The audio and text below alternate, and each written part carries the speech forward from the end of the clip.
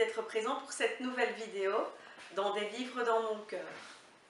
Aujourd'hui, je vous présente un énorme coup de cœur pour moi. C'est le roman Ineffaçable de Clarence Spitz. C'est un thriller psychologique que je ne peux que vous recommander. Alors j'ai envie de vous dire quelques mots sur Clarence Spitz parce que voilà, ça fait pas mal de temps que moi je la croise sur les réseaux sociaux, que je recommande ses romans, mais en réalité c'est la première fois que je la lis parce que je l'ai écoutée en interview, j'ai lu des extraits, j'ai entendu lire des extraits, et voilà, je savais que je pouvais faire confiance à Clarence Spitz, et elle a été au-delà de ce que j'espérais.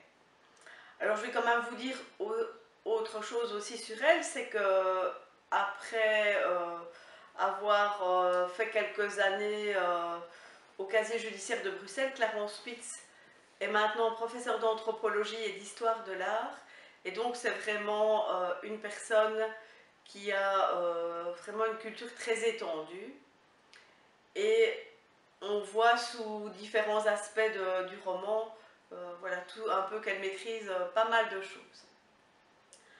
Alors, comme il s'agit d'un thriller et qui est quand même un thriller sanglant, même si c'est un thriller psychologique, vous allez peut-être vous attendre à une personne qui est peut-être un peu, qui a l'air un peu dure comme ça, mais en fait, si vous voyez Clarence Spitz, elle a tout juste l'air d'un ange blond, aux yeux bleus, et vous n'imagineriez jamais qu'elle écrit des romans, des thrillers comme ceux qu'elle a écrits.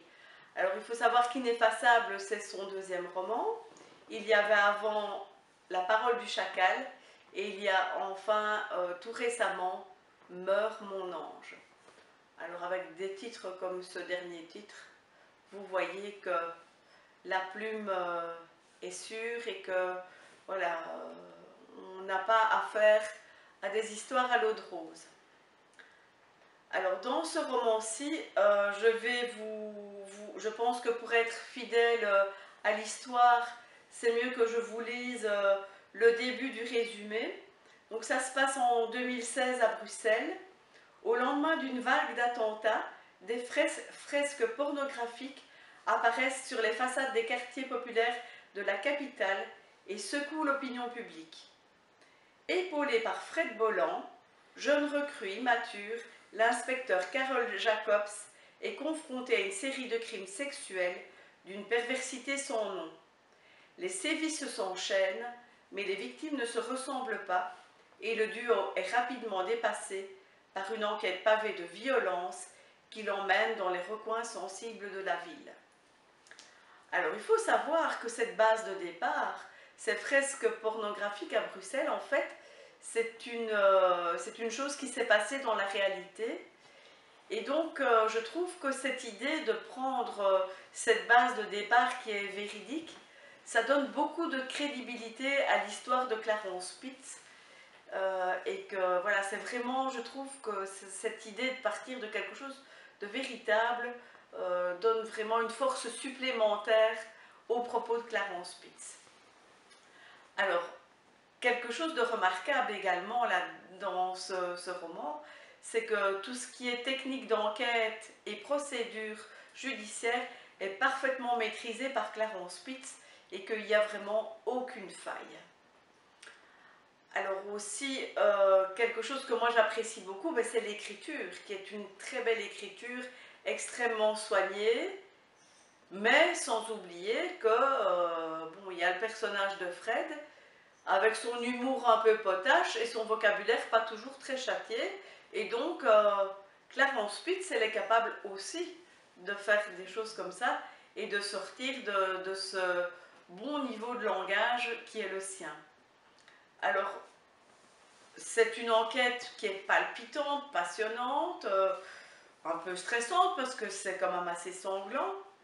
Mais malgré tout, on a des moments où on sourit, des moments où on rit, parce que l'humour est bien présent.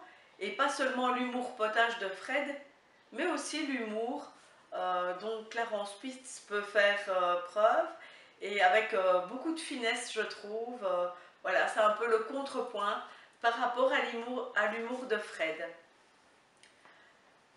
Ce qui est intéressant aussi dans l'enquête, c'est que Clarence Spitz a des talents picturaux elle aussi, et que donc il y a une partie de l'enquête qui se base sur les connaissances au niveau de la peinture, et que voilà, à ce niveau-là, l'enquête est bien documentée également.